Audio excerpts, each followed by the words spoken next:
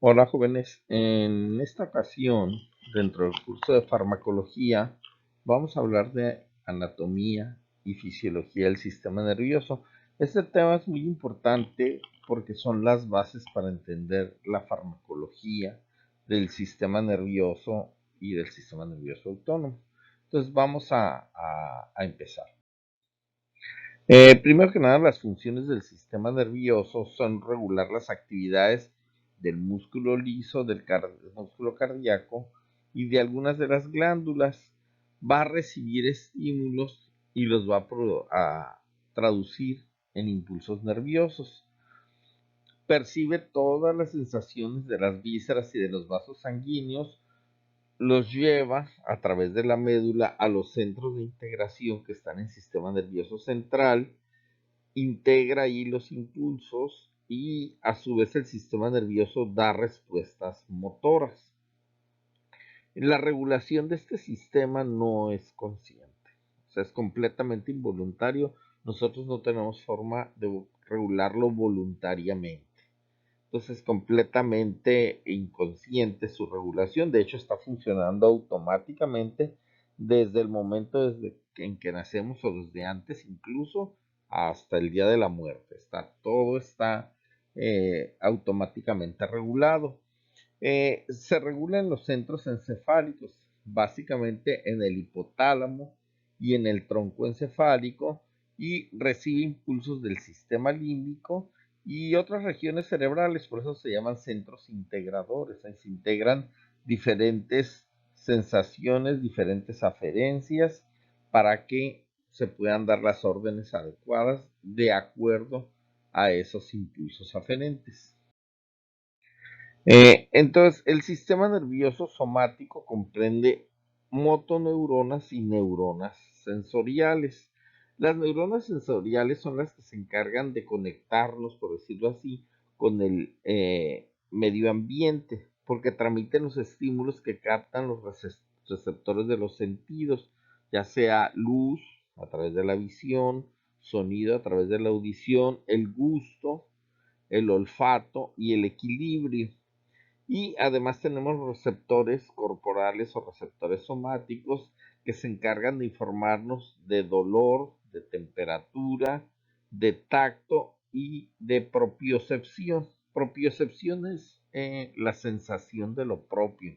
A través de los estímulos propioceptivos podemos saber en qué posición están nuestros brazos, nuestras manos, nuestros pies, si están doblados, estirados, si hay que mover uno enfrente o si otro hacia atrás, todo eso es la propiocepción, es sentir lo propio.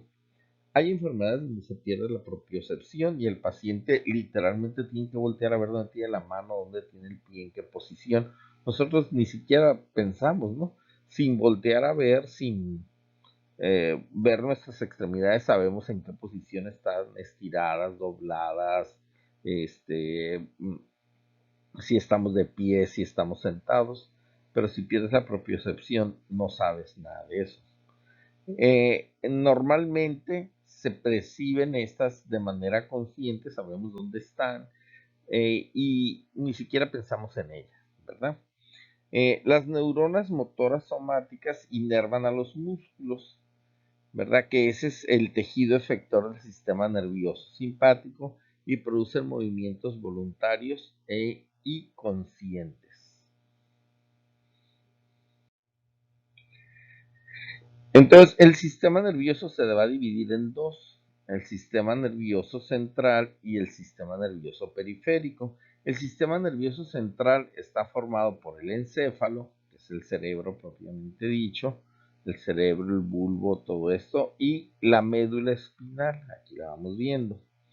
El sistema periférico son los nervios craneales que salen de aquí y los nervios raquídeos que salen de la médula espinal, ¿verdad?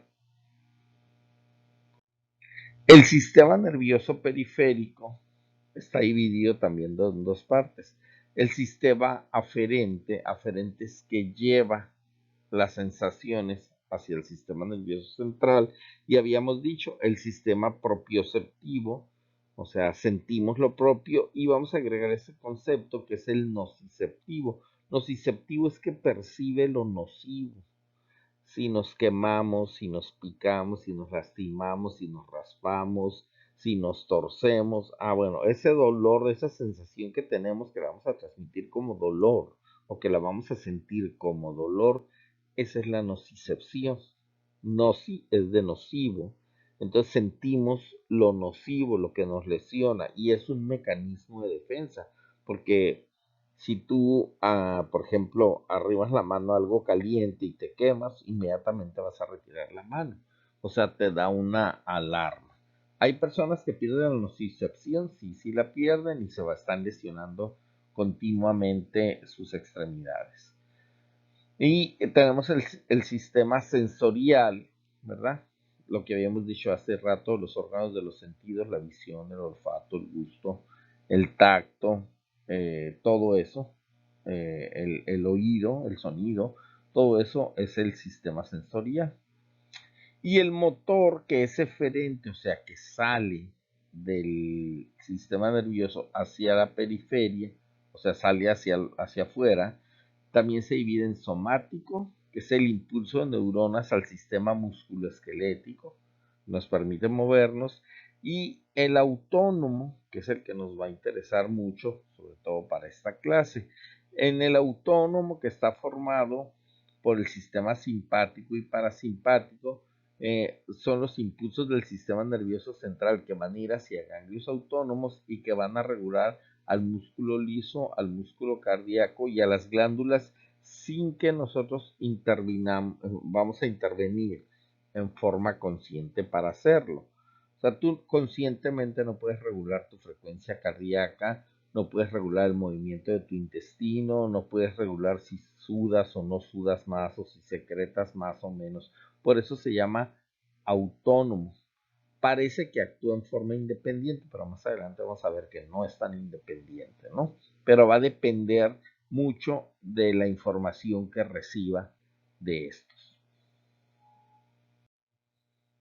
Aquí lo tenemos esquematizado, ¿verdad? El sistema parasimpático y el sistema simpático. El sistema parasimpático también se llama cráneo sacro porque, como ustedes podrán ver aquí, se origina en la base del cráneo a través de los pares craneales, de ciertos pares craneales, no de todos, y en las regiones sacras. Aquí están. Ahorita lo vamos a ver en detalle.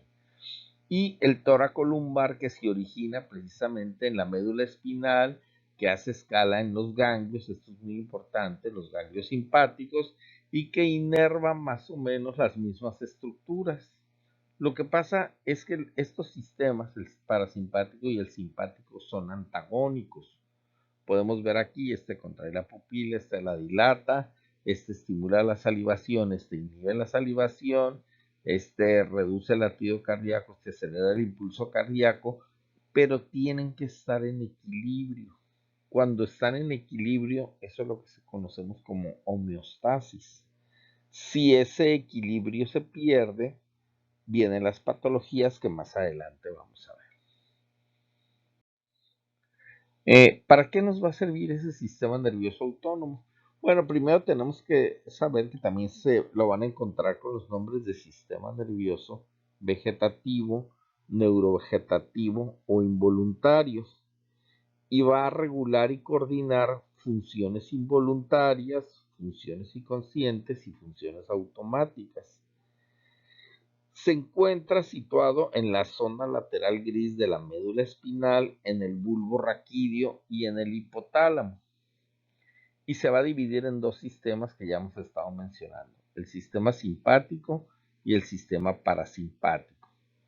Y hace un momento les dije, funcionan en forma antagónica, pero debe haber un balance entre ellos, un balance funcional. No deben, por ejemplo, de acelerar mucho el corazón ni enlentecerlo mucho. Una vez que está en el equilibrio, tenemos nuestra frecuencia cardíaca normal, que es de 60 a 80 latidos por minuto, ¿verdad? Y eso nos ayuda a mantener la homeostasis, entre otras funciones, porque son muchas, las vamos a ir viendo más adelante. El sistema nervioso autónomo además tiene su vía aferente. Les recuerdo la palabra aferente, quiere decir que llega, es una vía que llega. ¿Llega a dónde? Pues al sistema nervioso central. Una vía eferente que sale, efere es salir, es una vía que sale, y esos elementos integradores centrales. O sea, realmente la vía aferente llega a los elementos integradores centrales y de ahí se envían los impulsos necesarios que salen por la vía eferente. La vía eferente se va a dividir en nuestro sistema parasimpático, también llamado colinérgico. Ahorita van a ver por qué.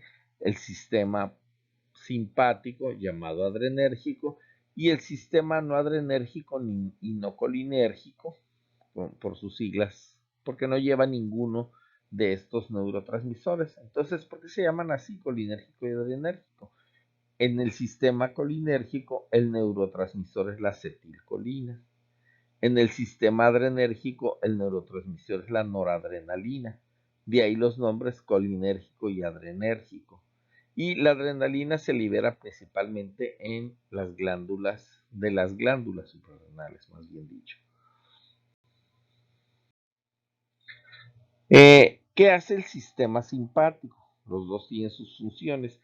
El sistema nervioso simpático activa al organismo para situaciones de emergencia, como es la respuesta de lucha y huida, es la respuesta al estrés. Imagina que sale un perro y te va a morder, entonces tú calculas, me enfrento al perro o voy a salir corriendo. No, mejor salgo corriendo.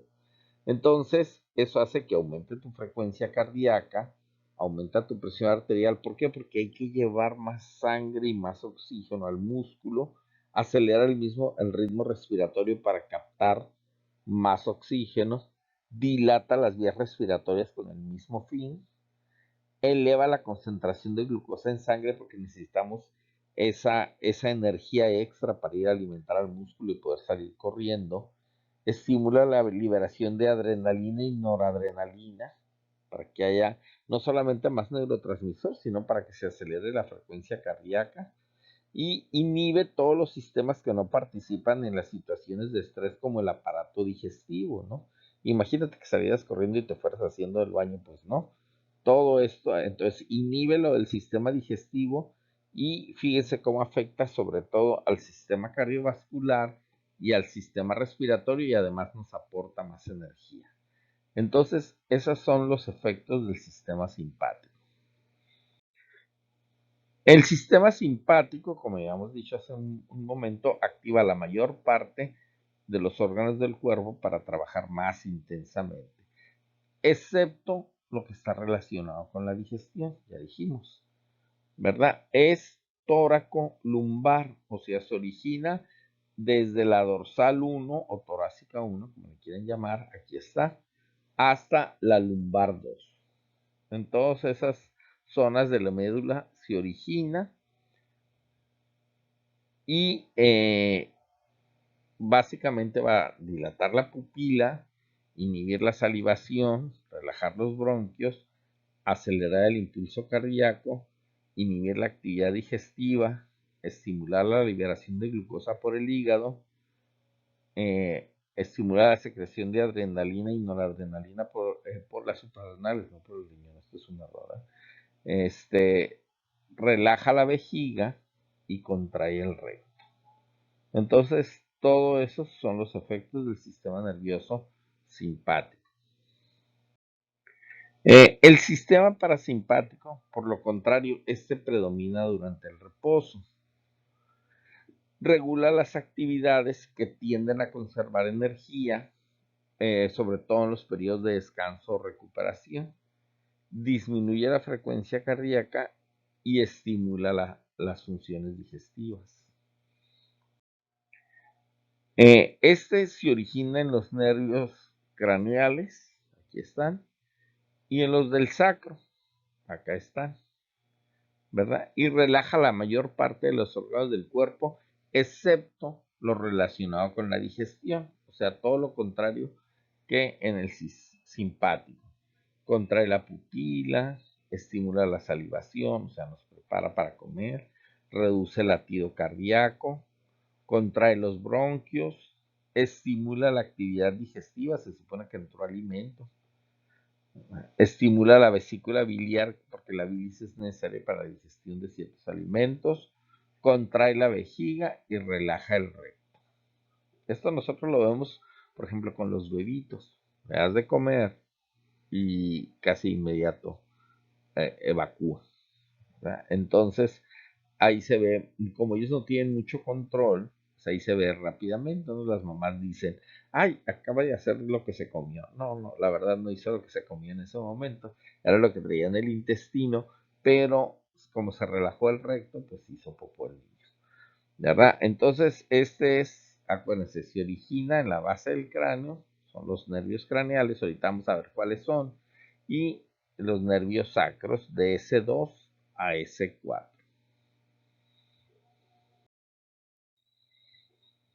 Entonces, los nervios craneales que forman los núcleos que intervienen en el parasimpático, los nervios, es el nervio oculomotor, que es el tercer par, se origina en el núcleo de Edinger-Westphal, el nervio facial, que es el séptimo par, que va al núcleo salival superior y lagrimal, el nervio glosofaringio, que aquí hay un error, es el noveno par.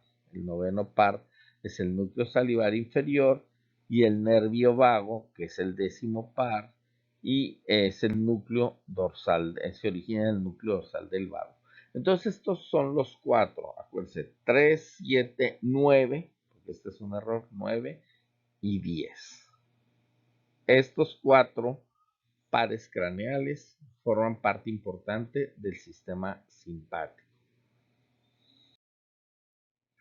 En cambio, en el sacro, el parasimpático que se origina en el sacro, son células nerviosas en la materia gris de los segmentos sacros 2, 3 y 4. Quedamos que iba del S1 a S4. Y estos, al salir de estos nervios, forman los nervios esplácnicos sacros. Esplácnicos quiere decir víscera, son los nervios viscerales que provienen del sacro. Inervan todas las vísceras que están en la pelvis. En el caso de las mujeres es el útero, la vejiga, la próstata en los hombres, o sea, todas las vísceras que están en la pelvis, el recto incluso, y los ganglios terminales están situados, los ganglios donde terminan estos nervios sacros, están situados en contacto con las vísceras pélvicas a las cuales inervan. En conclusión, el sistema nervioso autónomo controla el músculo liso, ya sea visceral o vascular, las secreciones exócrinas y algunas de las endócrinas, como el sudor, las lágrimas, las enzimas pancreáticas, todas esas son secreciones exócrinas. Y la médula suprarrenal y son las secreciones endócrinas. De ahí salen la adrenalina y la noradrenalina.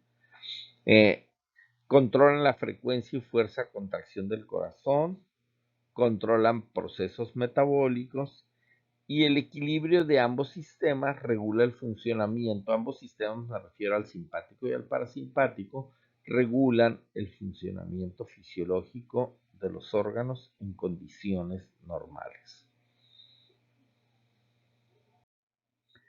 Y aquí tenemos, ahora sí, la gráfica completa. En resumen, el sistema parasimpático o cráneo sacro, el sistema simpático o tóraco lumbar. De ahí salen los nervios, por eso se llaman eferencias, ¿verdad? Porque salen del cráneo y del sacro o de los nervios torácicos y lumbares. Y ahí vemos cómo tienen efecto antagónico.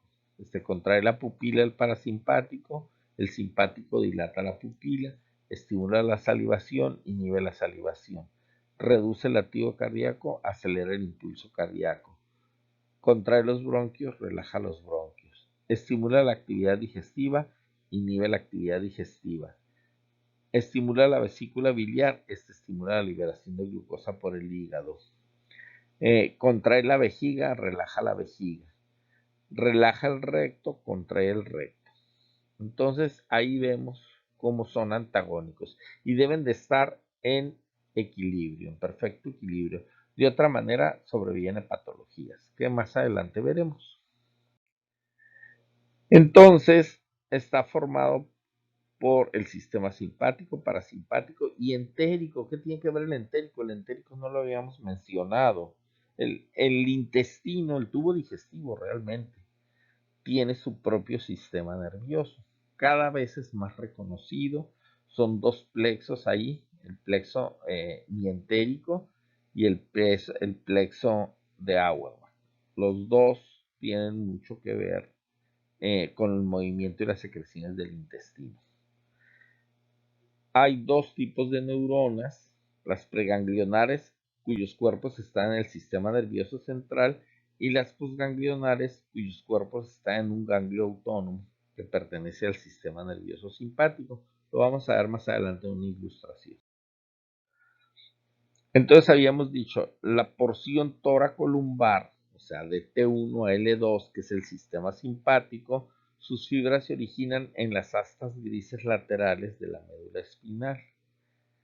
Y la porción cráneo sacra, que es el parasimpático, ahí sus fibras se originan por una parte en los núcleos de los pares craneales del tallo cerebral, cuáles pares 3, 7, 9 y 10, aquí sí están correctos, y la porción sacra de la médula espinal, de S2 a S4. ¿Qué son los ganglios? Hemos estado hablando de los ganglios varias veces en el transcurso de esta clase. Son agrupaciones de cuerpos neuronales que están fuera del sistema nervioso central. Los sensoriales se vinculan con los pares craneales 5, 7, 9 y 10 y con los nervios raquídeos de la médula espinal, por eso se llaman ganglios raquídeos, pero estos son sensoriales. Fíjense que estos pares craneales son diferentes. Y los autónomos, esos son cuerpos celulares de nervios autónomos postganglionares y tienen función motora. Contraen el músculo liso, contraen el músculo cardíaco y la secreción y intervienen en la secreción glandular. Ya habíamos visto que era la exócrina y la endocrina. Entonces, esos ganglios son el sitio de sinapsis entre las neuronas simpáticas, preganglionares y las postganglionares. Los ganglios simpáticos son ganglios del tronco paravertebral y también hay ganglios prevertebrales. Y los ganglios parasimpáticos son los que están pegados a los órganos en las paredes de las vísceras a las cuales van a inervar. Aquí vemos las cadenas ganglionares. Esta es la médula espinal, aquí está una cadena ganglionar, esta es la cadena simpática de ganglios paravertebrales, es el sistema simpático, son ganglios simpáticos, son dos a cada lado de la columna. Aquí va una, aquí va la otra, ¿verdad? Y las vías motoras autónomas tienen dos motoneuronas en serie, una a continuación de la otra. Ahorita vamos a ver. La primera neurona tiene su cuerpo en el sistema nervioso central. De ahí sale su axón hasta un ganglio autónomo. Ahí está el ganglio. Este es el gangliocito autónomo. Y ese ganglio es el conjunto de cuerpos de neuronas que están fuera del sistema nervioso, por eso se ve más engrosadito, por eso se le llama ganglio. Y el cuerpo de la segunda neurona está en este ganglio y su axón, que es este, llega directamente desde el propio ganglio hasta el órgano, ya sea una glándula, un músculo liso o un músculo cardíaco. Entonces, de esta manera se origina esa vía motora.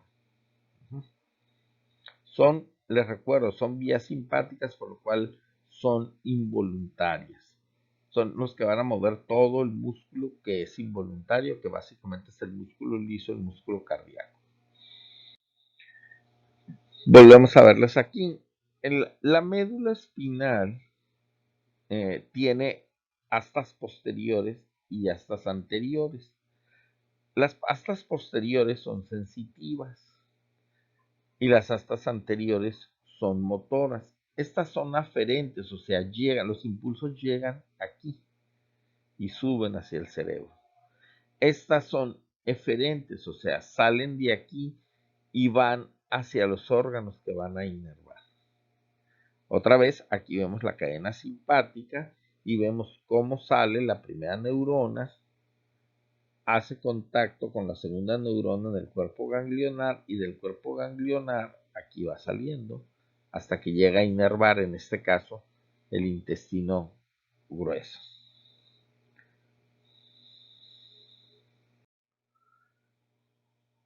Entonces hay dos sistemas, el sistema somático o voluntario, que aquí lo vemos, ¿verdad? Y el sistema nervioso autónomo. El sistema somático no tiene ganglios, no hay una cadena ganglionar. El único que tiene cadena ganglionar es el autónomo y es la cadena simpática, ¿verdad? Este va a inervar vísceras. En cambio, el somático, va a inervar músculo estriado. Este es voluntario, este es involuntario, completamente. Aquí vemos los plexos, estos son los plexos parasimpáticos, ¿verdad? Hay plexo celíaco, plexo aórtico, plexo hipogástrico superior, plexo hipogástrico inferior, ¿verdad? Y hacen esa maraña. Plexo quiere decir red, hacen una red nerviosa. Entonces, esos plexos son redes enmarañadas de axones. Y eso tienen componentes del sistema nervioso simpático y parasimpático y se localizan de preferencia en tórax, abdomen y pelvis. En el tórax está el plexo cardíaco, que obviamente inerva el corazón, y el plexo pulmonar, pues a los pulmones. En el abdomen hay tres: el plexo celíaco o solar, el plexo mesentérico superior, aquí lo estamos viendo, y el plexo mesentérico inferior, que no está aquí ilustrado. Y en la pelvis vamos a encontrar el plexo hipogástrico superior, que es este de aquí, y va a inervar los órganos pélvicos, y el plexo hipogástrico inferior, que va a inervar,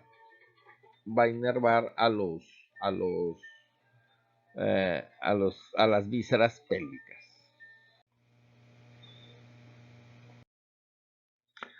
Entonces, en conclusión, en esta tabla podemos ver las comparaciones entre el sistema nervioso simpático y el parasimpático. Están distribuidos pues en todo el cuerpo. El simpático, básicamente piel, glándulas sudoríparas, músculos erectores del pelo, tejido adiposo, músculo liso de vasos sanguíneos. El parasimpático se limita sobre todo a cabeza y vísceras torácicas y abdominopélvicas. Este se origina en la zona toracolumbar entre T1 y L2, en la columna toracolumbar. Este es craneosacro, se origina en los nervios craneales 3, 7, 9 y 10 y los nervios raquídeos S2, S3, S4. Los ganglios del sistema simpático son de dos tipos: tronco simpático y ganglios prevertebrales. Y el parasimpático solamente tiene ganglios terminales que están muy cerca o pegados a la víscera que van a inervar. Los ganglios están cerca del sistema nervioso central en el caso del simpático y distante de las vísceras que van a inervar.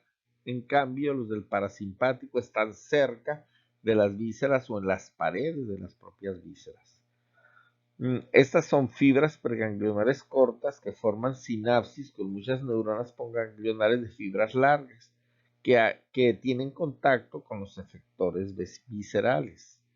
Estas son fibras preganglionares largas que hacen sinapsis con 4 o 5 neuronas postganglionares cortas que establecen contacto con una sola víscera. Entonces, esas son sus principales características y diferencias. Vamos a ver los neurotransmisores. Hasta ahorita hemos visto, digamos, las carreteras. Vamos a ver qué circula por esas carreteras. La unidad funcional en neuro y psicofarmacología, ya nos vamos acercando más a las cuestiones farmacológicas, es la sinapsis. La sinapsis es la aproximación funcional intercelular, o sea, entre dos células especializadas. Esas células, por lo general, una de ellas es neuronas. Pueden ser dos neuronas, puede ser una neurona y una célula receptora, o una neurona y una célula efectora, que por lo general es una glándula o es un músculo liso, una célula glandular o una célula de músculo liso. Aquí lo tenemos muy amplificado. Aquí viene la neurona, este es el axón, esta es la terminal axonal. Aquí tenemos las vesículas con neurotransmisor. Obviamente aquí está sumamente exagerada la separación porque prácticamente están pegados, pero cuando llega el impulso estimula las vesículas se migran y liberan en cuestión de milisegundos el, el, el neurotransmisor, y el neurotransmisor a su vez es captado en receptores de la célula siguiente, que como dijimos puede ser otra neurona o puede ser una célula terminal, y ahí se lleva a cabo. Si es neurona, pues a lo mejor va a transmitir solamente el impulso, pero si es una célula efectora, pues va a tener el resultado, se va a mover o va a secretar algo. Entonces de esa manera es como funciona. Eh, los neurotransmisores para ambos sistemas, o sea, el simpático y el parasimpático, en la unión entre la primera y segunda neurona, se va a liberar un neurotransmisor que es la acetilcolina. En la sinapsis entre la terminación del axón de la segunda neurona y el efector, el neurotransmisor aquí es diferente para cada sistema. Para el sistema simpático es la adrenalina o la noradrenalina. Para el simpático, el neurotransmisor es acetilcolina. Entonces, estos neurotransmisores se van a acoplar a receptores que van a variar de acuerdo al sistema. ¿Verdad? Hace rato ya vimos que el parasimpático inervaba unas cosas, el simpático inervaba otras cosas, o bien los efectos eran diferentes, dependiendo si era simpático o parasimpático. El sistema nervioso simpático se va a caracterizar porque tiene receptores adrenérgicos. Otra vez les recuerdo, adrenérgicos porque los neurotransmisores son adrenalina y noradrenalina. Entonces hay dos tipos de receptores adrenérgicos, los receptores alfa y los receptores beta. Y a su vez los alfa se dividen en alfa 1 y alfa 2 y los beta en beta 1 y beta 2.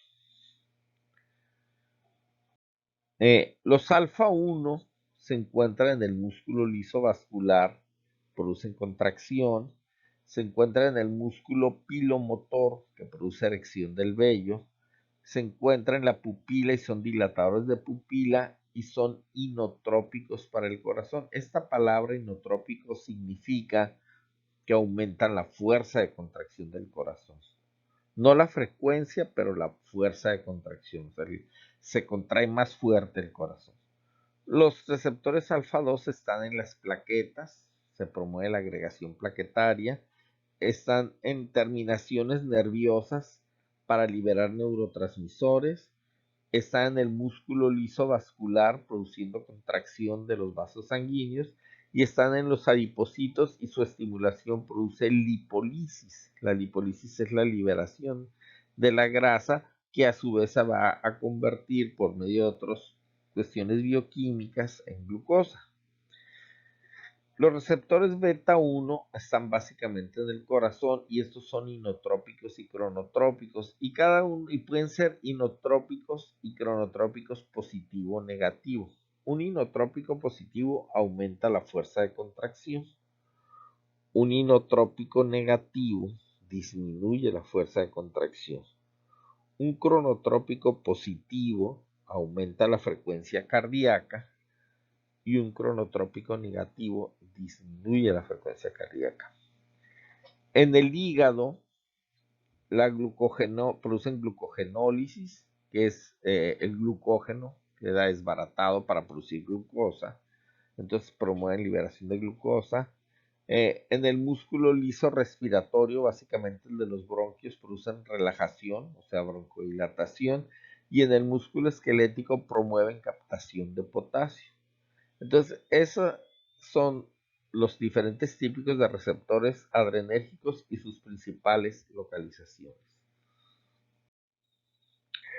El sistema parasimpático, ya habíamos quedado que las neuronas están en el tronco encefálico y la médula espinal sacra, de S2 a S4. Y sus fibras se distribuyen por los pares craneales, esta es la parte craneal, el par 3, que es el motor ocular común, el 7, que es el facial, el 9, que es el glosofaringeo, y el 10, que es el vago, además de esos nervios sacros, S2, S3, S4. El más importante, porque es muy extenso y inerva muchas cosas, es el 10 par, el nervio vago. Y su estimulación ocasiona un reflejo parasimpático importante, que es el reflejo vagal. Tiene dos sinapsis. La primera es el ganglio localizado en la propia víscera. La primera sinapsis, ya habíamos dicho que en el parasimpático el ganglio está pegado o muy cerca de del órgano que va a ser inervado. Y la segunda sinapsis son fibras postsinápticas que terminan en el receptor colinérgico en el órgano que fue inervado, o sea, la segunda sinapsis. Les recuerdo que es el receptor colinérgico porque en el sistema parasimpático el neurotransmisor es acetilcolina. Los receptores colinérgicos para su estudio se dividen en dos tipos, muscarínicos y nicotínicos, porque cuando se hizo investigación de ellos, se vio que había un tipo de receptores colinérgicos que los eran estimulados por la muscarina. ¿Qué es la muscarina? La muscarina es una toxina producida por el hongo Amanita muscaria. Amanita muscaria es un hongo sumamente tóxico, si se ingiere es mortal y tiene esa toxina, la muscarina. Entonces había unos receptores que la muscarina los estimulaba y esos están localizados en los órganos efectores, o sea, ya en la parte más terminal. Y había receptores nicotínicos, esto los estimula la nicotina y estos se localizan en el ganglio y la placa motora. Nosotros en nuestro organismo no tenemos estas sustancias de manera natural, ni muscarina ni nicotina, ¿verdad? Pero esta división se hizo a nivel de laboratorio cuando se hicieron estudios. Entonces son receptores muscarínicos y receptores nicotínicos para fines de estudio, aunque nosotros no usamos esas sustancias para estimularlas. Estos receptores son muy selectivos. Lo que estimula uno no lo hace con el otro y viceversa. O sea, la muscarina no va a estimular a los nicotínicos, la nicotina no va a estimular a los muscarínicos y asimismo va a ser con otros medicamentos. Entonces, de esa manera nosotros podemos estimular selectivamente a los muscarínicos o selectivamente a los nicotínicos, pero eso lo vamos a ver en la siguiente clase que veamos los fármacos. Y entonces en el sistema parasimpático tenemos receptores nicotínicos, esta es la acetilcolina, las bolitas rojas, y receptores muscarínicos. Si son estimulados apropiadamente pueden producir, por ejemplo, en el corazón, bradicardia. En cambio, en el sistema simpático tenemos inicialmente receptores nicotínicos, quedamos que estos dos de la primera sinapsis iban a ser iguales, pero ya en la segunda sinapsis son diferentes. Aquí va a haber beta receptores o alfa receptores. El neurotransmisor va a ser noradrenalina. Por ejemplo, la estimulación de los beta receptores produce taquicardia, si son los beta receptores del corazón, y la estimulación de los alfa receptores produce vasoconstricción de los vasos sanguíneos, porque estos receptores están predominantemente en vasos sanguíneos. Entonces, estas son las bases de la estimulación del sistema nervioso simpático y parasimpático, porque en la siguiente clase ya vamos a entrar precisamente a los medicamentos que tienen estas funciones, sus usos, indicaciones, contraindicaciones y efectos secundarios.